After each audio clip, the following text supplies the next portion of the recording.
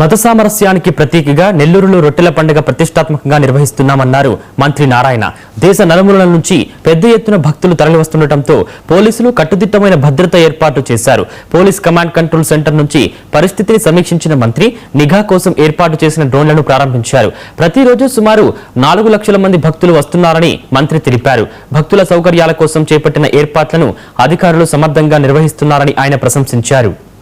26 అంటే నిన్నటి నుంచి ప్రారంభమైంది. ఈ నెల 30వ తేదీ వరకు ఈ యొక్క రొట్టెల పండుగ జరుగుతుంది. ఇది రాష్ట్ర పండుగ. ఇది 2014-19లో గవర్నర్ ముఖ్యమంత్రి గారు దీన్ని రాష్ట్ర పండుగగా డిక్లేర్ చేయడం జరిగింది. ఈసారి దాదాపు 5,003 మంది మున్సిపల్ కార్పొరేషన్ నుంచి స్టాఫ్ని ఎంప్లాయీస్ని అపాయింట్ చేశారు. అదేవిధంగా పోలీస్ డిపార్ట్మెంట్ వాళ్ళు కూడా దాదాపు 1,300 మందిని అపాయింట్ చేయటం. ఈరోజు నిన్నైతే సుమారుగా 3 లక్షలు ఇచ్చారు. ఇవాళ దాదాపు 4-5 లక్షలని ఎక్స్పెక్ట్ చేస్తున్నారు. రేపు 6-7 లక్షలు ఉండొచ్చని, ఎందుకంటే హాలిడేస్ రావటం, అంతేకాకుండా ఇయర్ బై ఇయర్ భక్తుల సంఖ్య పెరగటం, వారి నమ్మకం ఏదైతే ఇక్కడ రొట్టె ఒకరు వదులుతారు, మరొకరు పట్టుకుంటారు.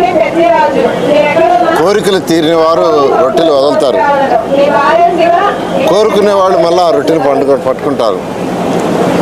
అలాంటి పండుగ ఇక్కడ జరిగే రొట్టెల పండుగ. బహుశా ఇది భారతదేశంలో కానీ ప్రపంచంలో కానీ ఇట్లాంటి పండుగ యూనిక్ ఎక్కడా లేదు. ఇటువంటిది దాదాపు 412 సంవత్సరాల పైగా జరుగుతున్నది.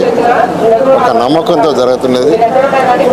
గవర్నర్ ముఖ్యమంత్రి గారు అయితే టూరిజం సర్క్యూట్ అని ఇప్పుడు మన కశ్మీర్ కావచ్చు, మిగతా ఏదైతే సరౌండింగ్స్లో దర్గాస్ ఉన్నాయో వాటన్నిటి కలుపుతూ చేయాలనే ఉద్దేశంతో 2014-19 ప్లాన్ చేశారు. దాన్ని ఇప్పుడు కూడా కన్సర్న్ డిపార్ట్మెంట్ వాళ్ళతో డిస్కస్ చేస్తున్నాం. ఈ నెల 20